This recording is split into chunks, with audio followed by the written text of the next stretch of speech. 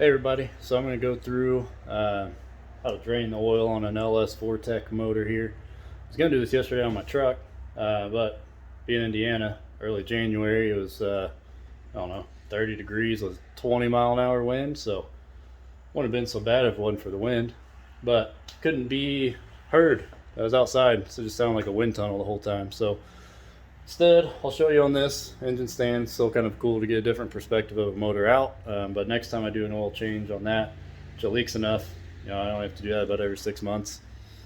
It's another reason why I'm doing an engine swap in this thing. I'm tired of messing with it. But next time I do an oil change on that in the truck, I'll get that done. Show you how that actually works with the motor in it. But here on this, anytime you're working on a LS Vortec motor in general, get a better view, go ahead and grab a 15 millimeter and 10 millimeter. Most of the time it's going to be that. Other ones you'll have some 8 millimeters like the rocker studs there, but other than that it's generally going to be a 15 or a 10. You might have a random one here and there, but for the most part it's what you're going to be. So that's the oil pan drain plug. That's a 15 millimeter, that's why I mentioned that. And then this is the oil filter location here. So this would be on the driver's side of the motor, the oil filter, and this is the passenger side there. So crawling around looking under there, it's the one directly under the motor, because you'll see some other drain plugs under there. It's mainly a transmission plug. So just make sure you got the right one. It's the one that's under the motor in front of the transmission for the most part. When I can do one that's inside the truck, that will be a little bit easier to see and decipher rather than it just being on the engine stand like it is here. So let me go ahead and get my stuff set up. I got a nifty little phone holder now, so I don't have to actually tape this thing up anymore, but it might be a little wobbly. We'll see. Okay, so I'm attempt not to make a mess in my storage unit.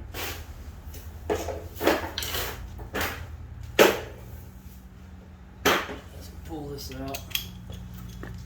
These drain plugs shouldn't be tightened down real tight.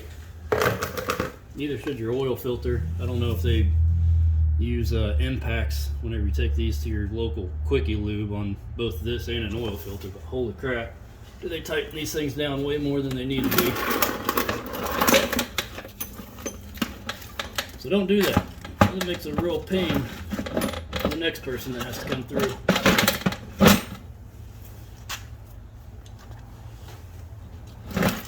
Alright, inside. If I can get lucky.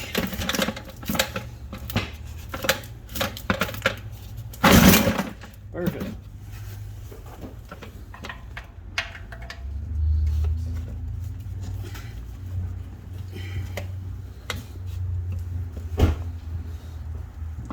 Yeah, like that. Doesn't need to be that tight.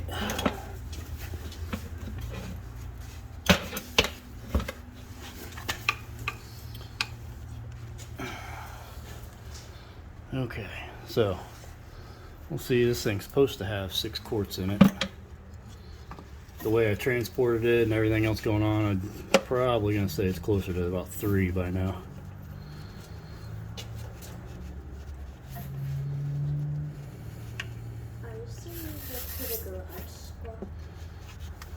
Am I sending it to Garage Squad? Yeah. This one is not. This one's going in my truck, buddy. Which one are you sending to Garage Squad? I don't know if we are, buddy. Why? Do you want me to send one to the Garage Squad? Huh? Well, Alright, so with it being cold, this oil's pretty thick. And obviously this motor hasn't ran in a while up to temperature to thin it out. I would like to see an episode on commercial. And then there will be a new episode, right, Daddy? Mm-hmm. So when we do it, because this needs fixed and There's my helper Quinn. saying I need to send my Impala to Garage Squad. We'll see, buddy. Daddy likes to work on things.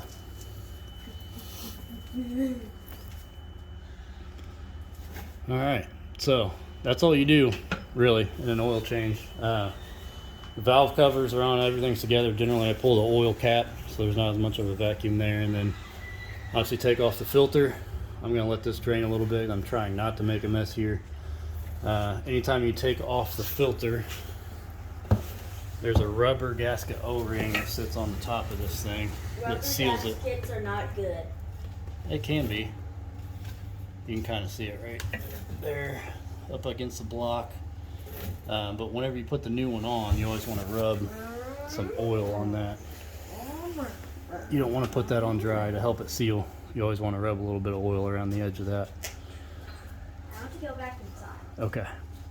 I'm going to pause this. I'm going to try to take the oil filter off, but it's going to take a minute to drain out of here. Alright, I had a feeling this could be the case, and I also didn't bring a strap wrench. Strap wrench is awesome for getting stuck oil filters on. I don't have one. So this is the old school method here. Old screwdriver through the side of it. And let's see. Usually you want to use one bigger than this too. This one's going to be a little flimsy.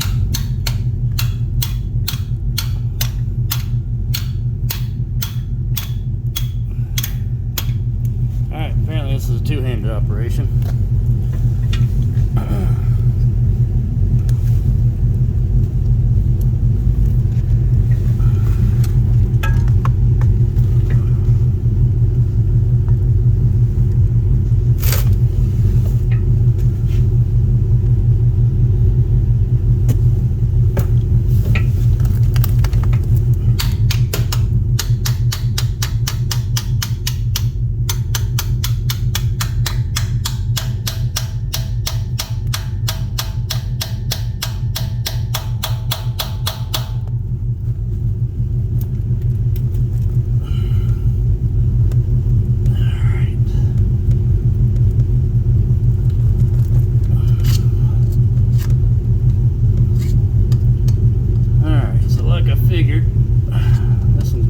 Flimsy to get this job done.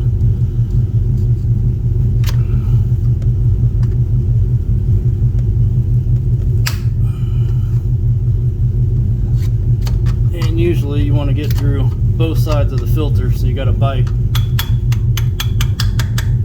on both sides.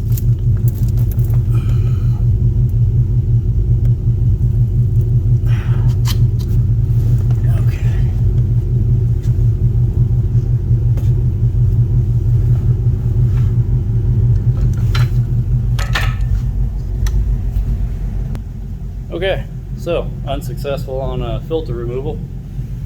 We'll get some of my better tools, screwdrivers and strap wrench. We'll get that off at a later time. But the biggest thing I was going to show you is when you pull that off, the rubber gasket, and on the new one, putting oil on top of that around there. Other than that, it's pretty straightforward. So if you have troubles, get you a strap wrench, get you a bigger screwdriver than what I had. That thing was just bending. I was going to bend it all to crap if I kept pulling on it too hard. But get you a solid screwdriver. If the oil filter's stuck on there, like I said at the beginning, shops, for whatever reason, tighten the crap out of those things. And all you have to do is tighten it enough to where it's not leaking. It's generally when I tighten, I'll either use my left hand. Since I'm right-handed, it's my weak hand. Or if I do use my strong hand, I generally only use these fingers and tighten it down as tight as I can that way. You don't have to sit there and torque that thing all the way down like that. And I've never had an issue with one leaking. The only time I've had one leak, I did have the old gasket. I didn't look, just doing this so much, you go through the motions. The old gasket stuck up there. So I essentially had a double gasket, and that didn't seal, it was blowing out between those gaskets. So just make sure that the old gasket comes off with the old filter, and then tighten that down snug. You don't have, again, you shouldn't have to put tools on that to tighten it down. This one's been sitting a while too, so that doesn't help, but being a work truck, it likely was done at a shop, and again, I don't know why. They don't do that on their own vehicles, I'm sure, but it's a pain. But anyway, that's the main thing on changing the oil. So when I do the one in my truck again, sorry, close up on my mustache. I know everybody enjoyed that. I'll get a video of that, of doing an oil change actually in the truck. So that's all I got for now, and I'll catch you guys on the next video. If you don't mind, please subscribe and share. I'd like to do more of this stuff. And the more that we get this stuff around and the more you subscribe and all that, the more stuff like this I can do. Hopefully take some of your feedback. If you guys start leaving feedback on stuff you'd like to see, I can start working on that. I got some projects in mind for the future once I get through my own personal projects here that I think should be pretty fun for you guys. So get through all this stuff and I can get into some of the more fun stuff. See you guys.